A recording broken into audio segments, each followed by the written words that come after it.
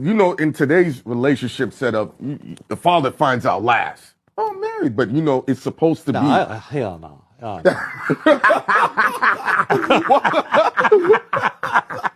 Nah.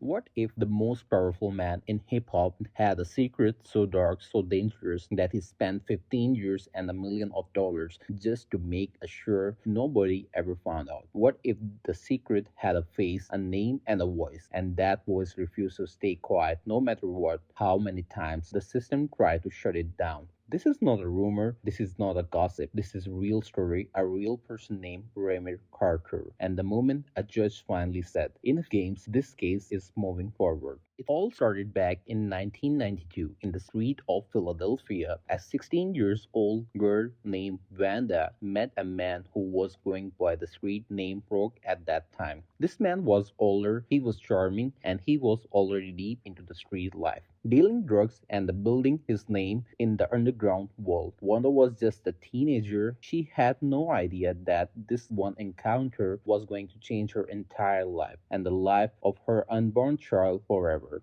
According to the people who were close to Wanda, this man picked her up from Philadelphia and took her all the way from the Brooklyn, New York, crossing state lines, and they brought her to a new apartment where they were intimate. A few weeks passed, then a few more, and then this man completely disappeared from her life like he was never ever there. Now here is where things started getting really heavy. Wanda realized she was pregnant. She had no phone number, no address, no way to reach this man at all. So she did the what many young girls in her situation did back then. She puts her boyfriend Robert Graves' name on birth certificate just so her baby could have a father names on paper. That baby was Rymir, and Rymir grew up not knowing the full truth until his mother sat him down one day and told him, the man on your birth certificate is not your real father. Your real father is someone named Saint Carter. Rymir was young when he was first heard this. He did not fully understand what it meant, but his mother kept telling him again and again over the years, making sure he never forgot. But here's the twist that made the story go from sad to absolutely shocking. In 2011, Robert Graves finally took a DNA test, and the results confirmed that he was not Rymer's biological father, not even close. So now the math became very simple. If Wanda had only been with two men around the time Rymer was convinced and one of them was already ruled out, then who was left? Rymer was 19 years old when he decided he was done waiting for answers. He filed a case in court, pointed his finger at one of the most powerful men in the music industry, and said, I just want the truth. And that was when all hell broke loose.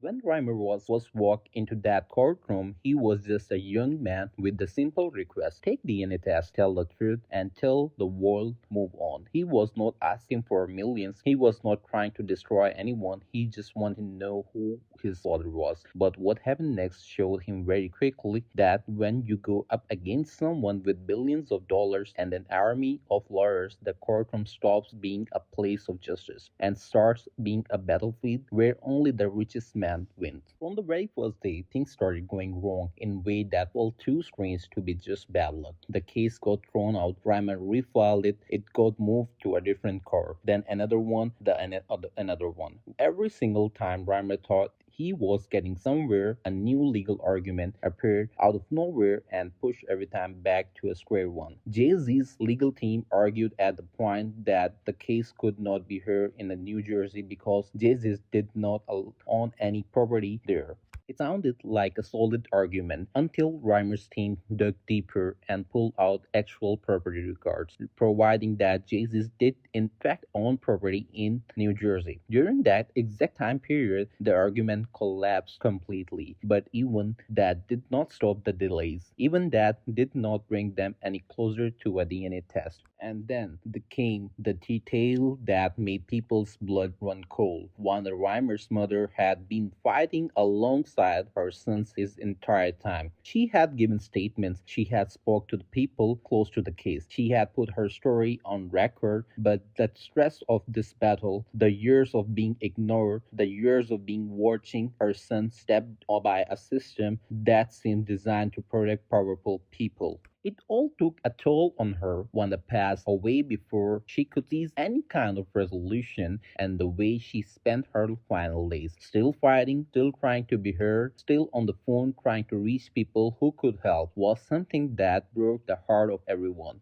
who knew her story. But before she left this world, she made sure to leave behind a signed written statement describing everything that happened between her and Jay Z back in 1992. The statement became one of the most important pieces of evidence in the entire case. But here's where the story took a turn that nobody saw coming. Reimer's godmother, a woman named Lily Cole, who had been close to Wanda for years, revealed something that completely changed how people looked at this case. She said that in the early days, Jay-Z's team had actually reached out privately. They were calm, they were friendly, and they even talked about bringing Reimer onto a Jay-Z's own record label because of his talent in music. It seemed like maybe, just maybe, things were going to be handled quietly and peacefully. But then, almost overnight, everything changed. New lawyers showed up, the friendly conversation stopped completely, and suddenly, the same team that was talking about the record deals was now fighting tooth and nail to make sure Reimer never got anywhere near a DNA test. Something happened behind those closed doors, and whatever it was, it flipped the entire situation upside down. Now, at this point, most people would have given up. 15 years of fighting, a mother gone, case after case thrown out, lawyers switching sides, courts playing games. Any normal person would have walked away and tried to rebuild their life in peace. But Rima did not walk away, and the reason this story exploded into something much bigger than just her paternity case was because one man who decided to pour gasoline on an already burning fire. That man was 50 Cent, and when 50 Cent get involved something, it never stays quiet for long. Now people need to understand that the history between 50 Cent and Jay-Z was already complicated long before rhymers never even came up. There was a tension, there was a competition, and there was a level of personal dislike that had been simmering in the background of hip hop for years. But when 50 Cent caught wind of what was happening with Rhymer's case, he did not just tweet about or make a few jokes online like most people expected. He went so much further than that. According to the reports that started coming out, 50 Cent began covering Rhymer's legal fees. He was literally paying for the lawyers who were going to against one of the most powerful legal teams in the entertainment industry. And if that was not enough, he announced that he was working on a documentary and that this documentary was going to include not just Diddy but Jay-Z as well. The timing of this announcement was not an accident. It was calculated, it was precise, and it was designed to cause maximum damage at the worst possible moment of Jay-Z.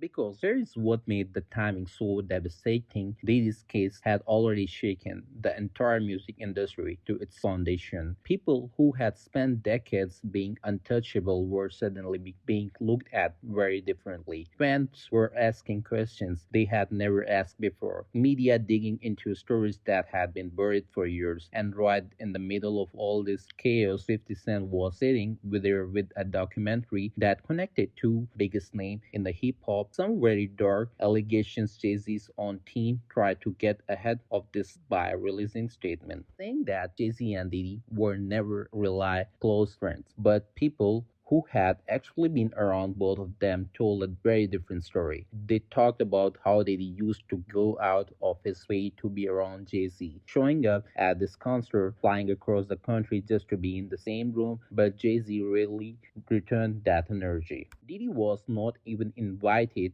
to Jay-Z wedding when he married Beyonce, and people who were that Diddy felt that deeply even though he tried to hide it. So this idea that they were barely accused. It did not hold up when the people who actually saw them together start talking. And then there came a piece of the story that brought Beyonce into the picture in a way that made everything 10 times more complicated. Insiders who were close to Wanda's circle started saying the Beyonce camp had not been just aware of Reimer's case, they had allegedly been actively involved in trying to make it disappear. One person close to the situation claimed that someone connected to the Beyonce Beyonce had made it very clear that rhymers need to go away and stay quiet. Now think about what that means for a second. If Beyonce was involved in surpassing this case, this was no longer just about one man hiding a secret from his past. This had become a coordinated effort involving multiple powerful people, massive amounts of money, and young men whose entire life had been treated like an inconvenience that needed to be managed and erased. So here is where everything finally came to after head. After 15 years of legal games, after courts that seemed bought or for paid,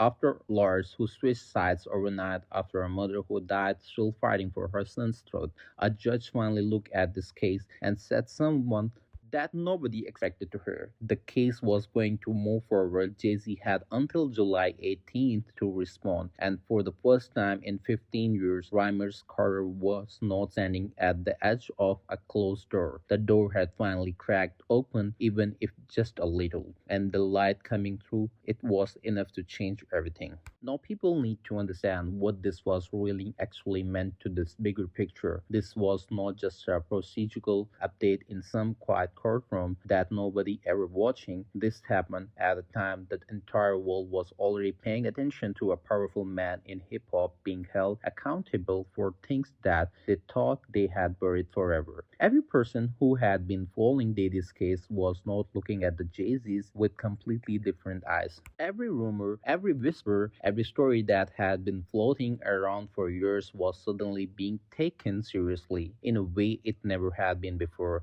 The culture had shifted. People were no longer willing to look away just because someone was rich and famous and had a carefully constructed public image. And Jay-Z, who had spent years in being celebrated as a perfect self-made man, the perfect husband, the perfect businessman, was now standing in the middle of a storm that his money and his lawyers could not seem to make go away. And then there was the physical reality of Rymers himself that kept making people stop and stare. Those who had been seen Rhymer in interviews and videos kept pointing out the same thing over and over again. The shape of his nose, the structure of his jawline, the way his hairline sat on his forehead, people were saying that if you put a photo of Rhymers next to the photo of Jay-Z from the early 19s, the similarities were impossible to ignore. And this was not just a random internet speculation. People who had known Jay-Z personally, people who had been around him for years, were quietly saying the same things privately. Nobody wanted to say it too loud, but everybody was thinking at it, and the longer Jay-Z